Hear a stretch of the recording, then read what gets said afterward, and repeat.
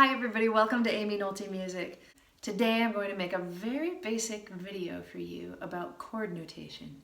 There's a lot of ways to notate chords. I don't know if you've noticed, but if you're looking at sheet music or if you're looking at a jazz lead sheet, maybe big band music, maybe you're just looking at like hymns in a hymn book that have chords on them.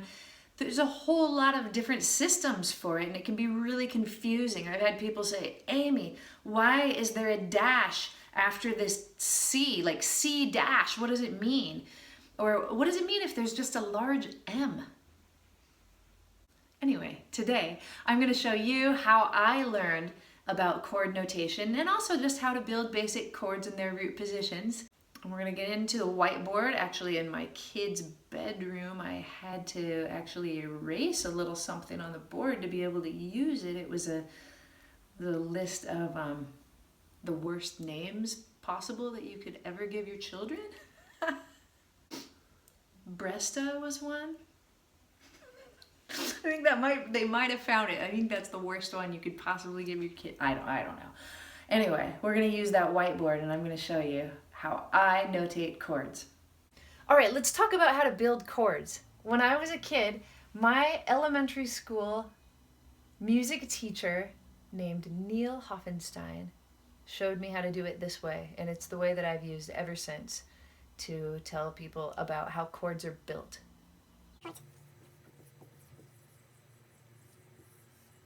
He would draw me little boxes. He would say a big box means major and a little box means minor. So major third, minor third. And the reason you do it like this is because to build a major chord, you're going to have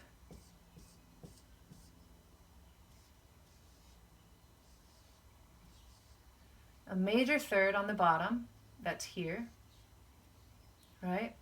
There's 4 half steps or semitones between C and E. The distance between C and E is called a major third. All right, a major third is 4 half steps. A minor third is what we have on top. The distance between E and G is a minor third. So a minor third is 3 half steps.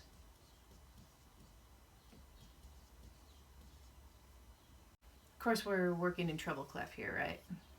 Yeah. Okay. Now when we go to talk about a minor chord, all we're going to do is just flip it. So now, if we're doing C minor, a triad, we have those notes, right?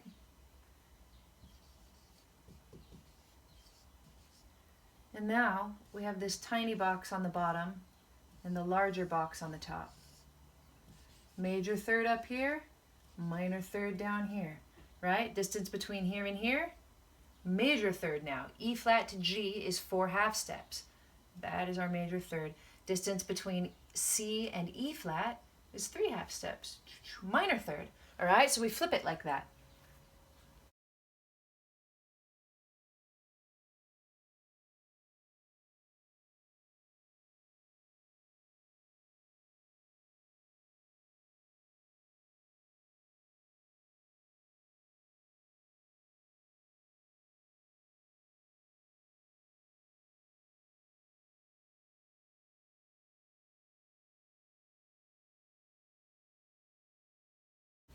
Wham, wham, wham, bam.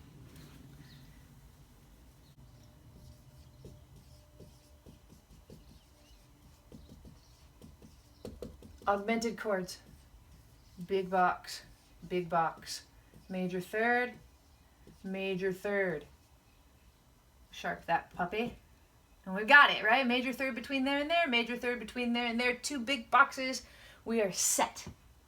Now, can we add a third box? Yeah, totally can. Let's do it. Why are we going to need to add a third box? Because we're going to have 4 notes. C7. Okay. We're going to need 4 notes. We're going to need a C, an E, a G, and a B flat. In order to get that, we have to first draw our major chord that's on the bottom. right? That's a major third. Now we've got a minor third here, right? From there to there. One more third. How far is it? G, G sharp, A, B flat. That's 3 half steps. We've got one more minor third. All right. All right, the first thing I'm going to do is show you all the different ways to write C major. This kind of branches across styles. We could be talking just about like music theory. We could be talking about rock or pop music. We could also be talking about jazz. This is just kind of cover the gamut so that if you see something somewhere, you can just really quickly reference this and know. Okay, first way to write C major. Just like that, letter C. Second way, this is kind of old-fashioned. I hardly ever see this, is a C with a capital M. Another way is there. Another way is there. Another way is to add a 7 with a capital M. Now the capital is very important. Capital means major. You can also write CMA 7. My favorite way to write C major is with a C triangle. This is a jazz kind of thing to do. There's another way. You can also see a C6. I think that's about it. Now there are extensions that can be written with these chords as well, but I'm not gonna deal with any extensions beyond just major 7 and 6 today. I think there's one more. C add 2. Now this one is just a little tricky. It just means that you're gonna add a D to the C, E, and G. You're just gonna add the D note. That's kind of a rock and pop kind of thing to do. But these are all the ways to write C major. There's a lot, aren't there? Okay, let's go over minor. All right, minor chords. This is one way. C with a little m. I don't really like it. Same reason I don't like C with the big M. I just think it's too ambiguous. How are you really gonna look and see if it's a little m? Is there gonna be like just that little guy right there or something? And then you know, oh, that's a C minor. No, I don't think so. I don't like it. But it is a way. You'll see that sometimes. You'll also see C little m I or C little m I N. These are okay with me. I think those are fine. You'll also see people, add the 7. And to jazz players, this is kind of the same. Same with the major, C major 7 is like the same as C major for jazz players. And it's kind of the same for C minor. If a jazz player sees C minor, they're almost always just going to add the 7. And we're talking about the flat 7 when we're talking about a minor chord, right? So in C, it would be C, E flat, G, B flat. So they're all kind of, synonymous with each other. And then, of course, you can do the exact same thing with the little I and the 7 or the M-I-N and the 7. My favorite way is just with a dash. I think it's very clear. Of course, sometimes you do see C-7. And then, just to be consistent with how I did the major chord, another kind of minor chord is a C minor 6 chord, which is the C, E flat, G, A. And it's just a different kind of like tonic chord. But, really, I could almost take that one out of there. So your main ways to write C minor are here, here, here, and here, I would say. And there you have your minor chord notations. Okay, the next flavor of chord that we're going to talk about is a dominant chord. Dominant chords are the kind of chord that leads you somewhere else. So in this case, if we write our dominant chord, which is just C7, it's very basic. If the 7 follows the letter, you're going to have C, E, G, B flat. That'll be your chord and root position. So that's important to note. You've got a major 3rd and a minor 7th. Well, this is pretty cool because there are no major, minor, anything like that. Just to write a dominant chord, it's just the letter and the number. Now, here's another thing though. There are some other numbers that can also follow your letter. So I'll go ahead and, I'll just kind of add those down here like in parentheses. Because you can have a C9, you can have a C11, you can have a C13. Now all of those are dominant chords, but they include other notes. Like this one will include not only the flat 7, which is B flat, but also a D, and then this one includes the flat 7, the D, and an F. Because if you go from C all the way up and you're counting C, D, E, F, G, A, B, C, there's 8, right?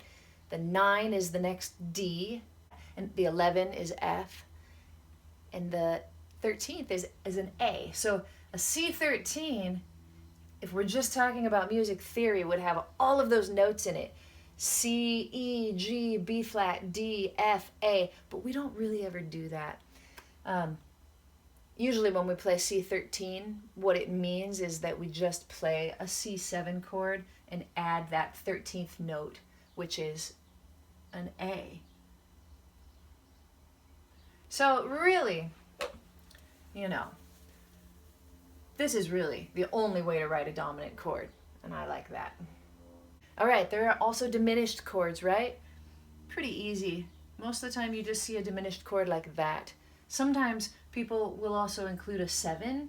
I tend to think that if you just see this, they're talking about C, E flat, G flat, and then once they add the 7, then that means the B double flat or an A would be on there as the fourth note of the fully diminished 7 chord. But for the most part, that's all you're gonna see. I just flip you guys off. Sorry, I flipped you off. You'll just see a little circle like that. And augmented chords, easy peasy, just like that. That's it. Another type of chord is a half diminished chord.